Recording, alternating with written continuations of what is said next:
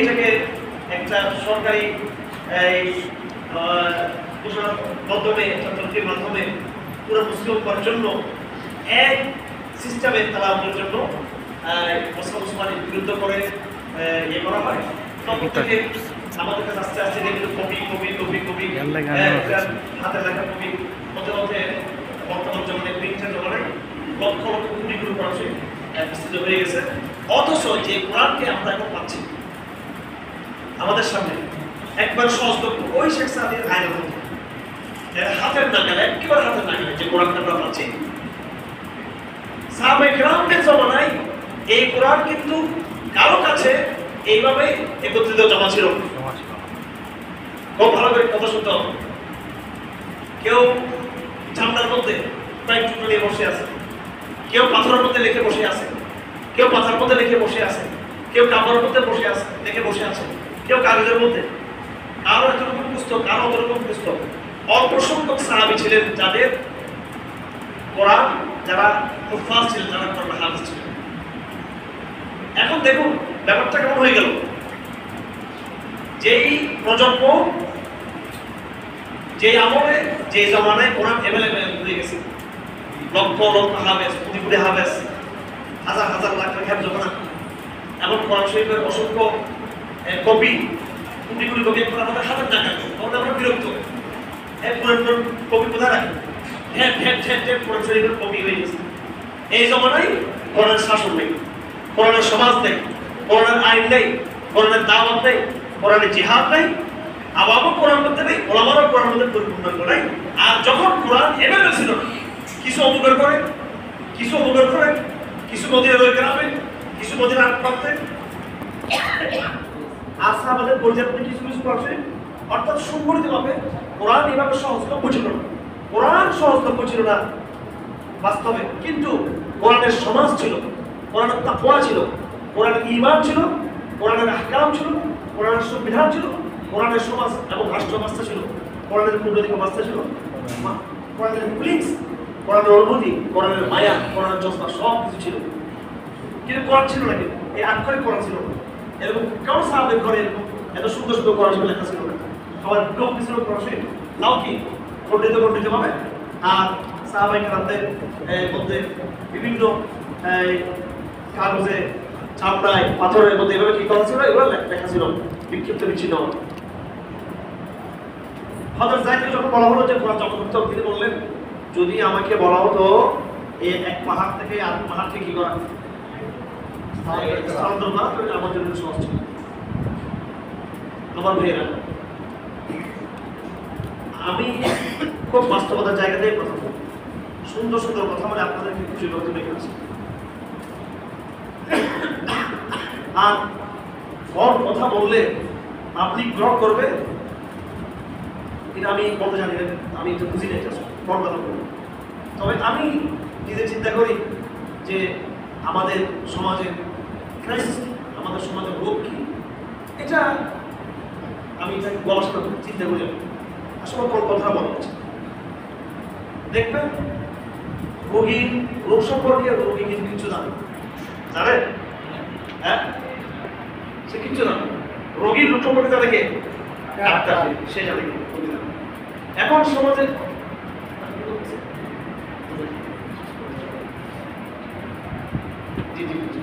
তো এই এখন আমরা হলাম যে রোগী, কিন্তু আমরা আমাদের রোগ সম্পর্কে কি না সচেতন করি। ব্রিটিশ পার্লামেন্টে লর্ড জেনারেল স্টোন, আমি প্রায় মাহফিলে এটা বলি, লর্ড জেনারেল স্টোন উনি ব্রিটিশ পার্লামেন্টে উনি ভাষণে তিনি বলতেছিলেন যে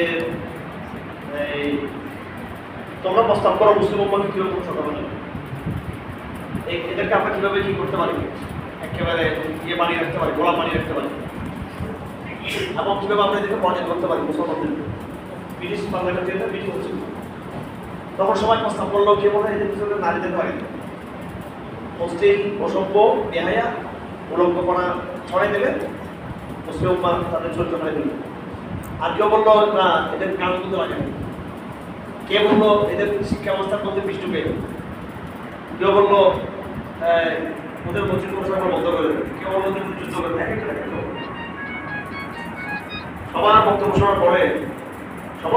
শোনার পরে তিনি আর টেবিলের সামনে ছোট একটা পড়াশোনা ছিল, ওটা হাতে নিয়ে বলতেছে নাপাক হাতে পড়াশোনা ধরে বলতেছে, তোমরা সবাই যে প্রস্তাব করছো এগুলো প্রস্তাব হবে একমত, এগুলো মুসলমানদের ক্ষতি হবে। হ্যাঁ, যতগুলো প্রস্তাব আসছে মুসলমানদের ক্ষতি করা, মুসলমানদেরকে পরাজিত করা, সব প্রস্তাবগুলোর সাথে আমি একমত। কিন্তু যতক্ষণ পর্যন্ত এই কোরআনকে মুসলমানদেরকে ছিনিয়ে দিতে পারবে না, ততক্ষণ পর্যন্ত যত কৌশল না হয় কেন, এই সমস্ত কৌশল কোনো কাজ আসবে না, মুসলমানদেরকে পরাজিত করা যাবে না। মুসলমানদেরকে পরাজিত করতে হলে চূড়ান্তভাবে এটাকে পরাজিত করতে হলে তাদের কাছ থেকে এক নম্বর যে কাজ করতে হবে সেটা হচ্ছে কোরআনের সাথে তাদের পরিচিত করতে হবে, কোরআনকে নিয়ে নিতে হবে। এই হলো আমার দিক। এবার আসল কথায় আসে, উদাহরণ দিয়ে বলি। উদাহরণ দেওয়ার আগে একটা হাদিস বলি। আমি বলছি যে অনেকগুলো হাদিস আছে কোরআন সম্পর্কে, আমরা চর্চায় জি না, শুধু একটা হাদিস বলি। একদিন এক সাহাবী কথা আলী এসে বললেন যে মসজিদের শুক্র হচ্ছে কথা বলছে, হাদিস কথাবার্তা বলতেছে। কথা আলী বলেন, সাহাবী এসে তার জন্য কথা আলী বলেন, আবার প্রাণ বোঝার তারা কি আসলে কি করতেছে না, তারা এই এখনো রসুল্লাহ তাবিদের যুগ, এই অবস্থা মুসলমানরা কি একদিন আহ্বান বোঝার তারা আসলে মসজিদের কথাবার্তা আলাপ আলোচনা আল্লাহ সব কিছু ছিল পাওয়া দাঁড়ান বলছে হ্যাঁ অবশ্যই। তারপর আলী বলেন সামিত রাসূলুল্লাহ সাল্লাল্লাহু আলাইহি ওয়াসাল্লাম ইয়াকুল সাতাকুন আল ফিতান, আমি রাসূলুল্লাহ সাল্লাল্লাহু আলাইহি ওয়াসাল্লাম বলতে শুনেছি যে ভয়ঙ্কর কি হবে, এটা সব ফিতনা হবে। ফিতনা বলতে দুইটা বিষয়, কোনো একটা কিতাব কিতাবে দুইটা বিষয়। দুজনকে জানি না, অনেক ছোট বাচ্চারা আছে, পড়াশোনা আছে, চেষ্টা করবে। ফিতনা কিতাব কিতাবটা চারটা হাদিসের মধ্যে আছে। ফিতনা সম্পর্কে যদি কোনো কিতাবে লেখা না থাকে হাদিসে, তাহলে সেটা পূর্ণগুলি থাকবে।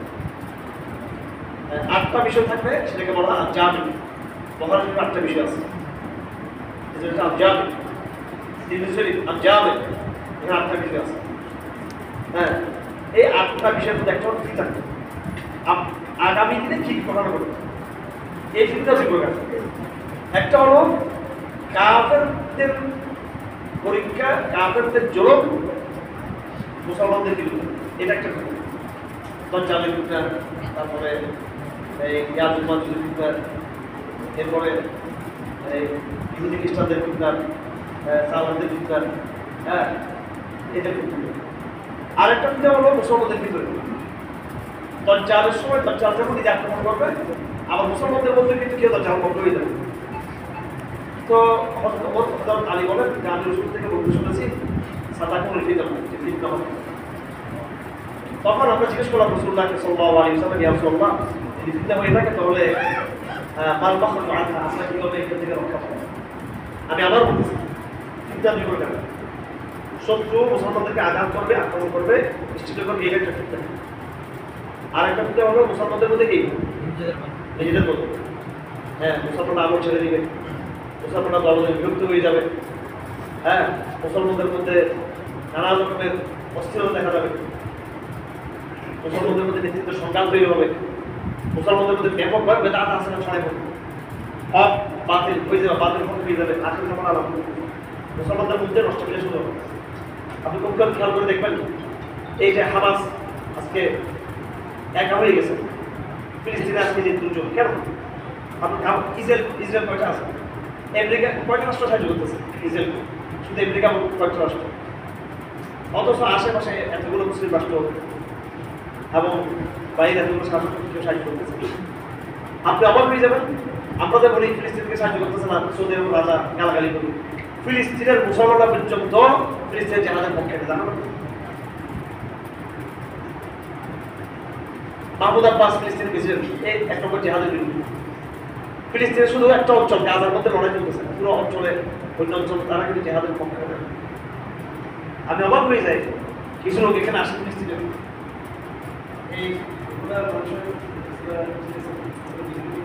সমাজ অনেক তো একটা ছোট কথা বলছি টিস্যু পেয়ে অনেক কথা বলতে দিয়ে এটা